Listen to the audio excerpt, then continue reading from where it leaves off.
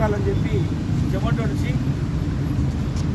కష్టపడి శ్రమదోపిడికి గురై ఎన్ని రోజులు ఇట్లా చేయాలని చెప్పి కార్మిక లోకం అంతా కొట్లాడి సాధించుకొని 8 గంటలే పని చేయాలనేటువంటిది సాధించుకున్న దినం ఈరోజు.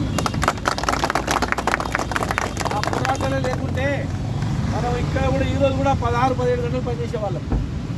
పోరాటం కనుక మన హక్కులు సాధించుకున్నాం అంటే ఏమర్థమైందంటే మనం పోరాటం చేస్తే ఏదైనా సాధించుకోగలుగుతాం, ఎవరినైనా ఎదిరించగలుగుతాం, ఎవరితోనైనా మనం తీసుకోగలుగుతాం.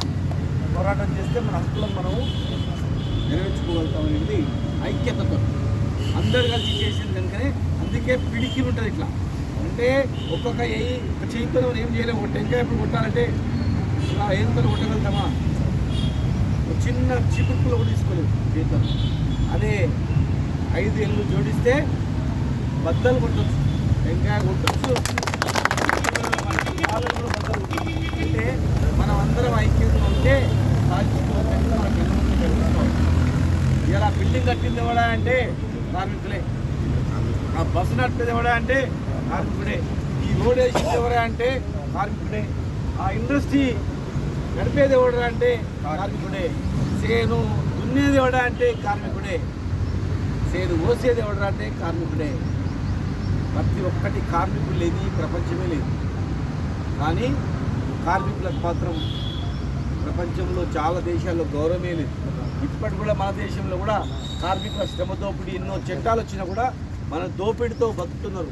మన చెమట రక్తం కరిగించి ఇండస్ట్రీ నడిపితే, మన చెమట రక్తం కరిగించి మనం ఫ్యాక్టరీలు నడిపితే కోట్లు గడిస్తున్నారు, కానీ మన జీవితాలు బాగుపడతాయి. అభివృద్ధి అంటే ఏదో పెద్ద పెద్ద బిల్డింగ్ కడితే అభివృద్ధి కాదు. ఆ బిల్డింగ్ కట్టినోడు అభివృద్ధి చెందితేనే అభివృద్ధి.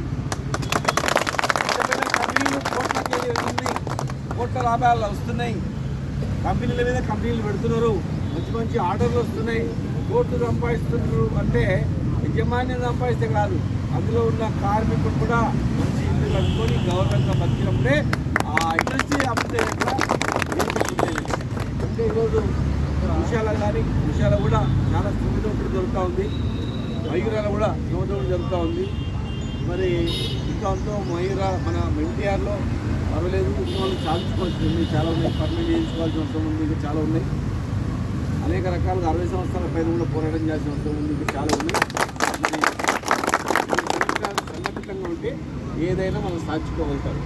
నేను ఇక్కడ అన్ని కార్మికుల శ్రమదోపిడికి కాంట్రాక్టర్లు గురి చేస్తుంటే మరి అప్పుడు మున్సిపల్ కార్పొరేషన్లో డైరెక్ట్ కార్మికులకే జీతాలు వేసి కార్మికులకే డైరెక్ట్ జీతాలు ఇవ్వటప్పుడు కూడా కొన్ని వేల మందికి మరి లాభం చేయడం జరిగింది. అట్లా ప్రతి అంశంలో కూడా మేము ఎక్కడ వెళ్ళినా కూడా మా దృష్టిలో అరే కార్మికులు ఎట్లుండడం అనేటువంటి ఆలోచన వాడిపోతుందని కదా మనం బతికేది. అంటే తెలంగాణ రాష్ట్రాన్ని తెచ్చుకున్నాం. తెలంగాణ రాష్ట్రం అన్ని రాష్ట్రాల కన్నా ముందుండాలి, మనం కష్టపడి పనిచేసి చేస్తున్నాం. కానీ మనకేమైనా లాభం జరుగుతుందా అనేది ఆలోచన చేయాలి, ఎక్కడైనా నష్టం జరుగుతుందో ఆలోచన చేయాలా. నష్టం జరిగిన దగ్గర అందరం కలిసికట్టుగా ఉండాలి. అందరూ ఈ దేశంలో ఎక్కడ బతుకులు లేకపోయినా అరే తెలంగాణ కూడా బతుకొచ్చురా అంటే భరోసా మనం కలిగించాల్సిన అవసరం ఉంది. ఇంకా ఎన్నో అప్పుడు సాధించుకున్నాం. రేపు రాబోయే రోజుల్లో మన ప్రభుత్వం వస్తే, మన ప్రభుత్వం ఉన్నప్పుడు ఆటో డ్రైవర్లకు కానీ, కార్మికులకు కానీ, ఇంకా డ్రైవర్లకు కానీ బీమా సౌకర్యం కల్పించడం, హాస్పిటల్ మెరుగుపరచడం ఎన్నో చేసినాం.